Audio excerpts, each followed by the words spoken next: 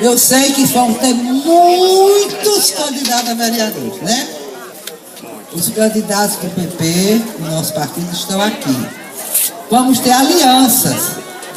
Vamos ter, com certeza, eu espero o anúncio de quem vai ser meu companheiro ou minha companheira de chapa. Né? Vai ter, calma. Agora, deixa eu dizer, os candidatos a vereadores também vão trazer seus amigos, suas equipes, mas vocês pensem bem, para governar bem, eu vou precisar ter um apoio. Pense bem, quem está com a Rosa agora, merece também estar ajudando a Rosa depois. Outra coisa, vocês fiquem preparados, eu já disse isso outras vezes, que eles vão usar de todo tipo de manobra.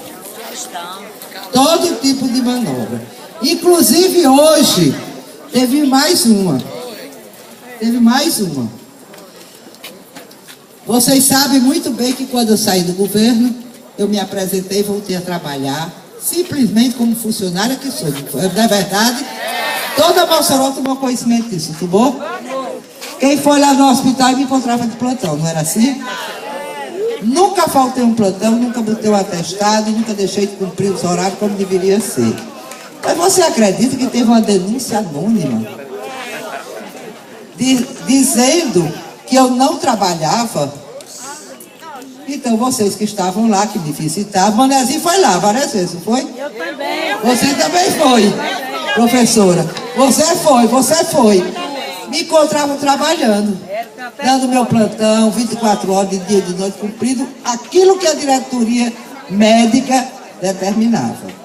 Os colegas estão lá tudinho. Pois foi isso, eles agora botaram, escandalizaram, estão fazendo... Oh, mentira!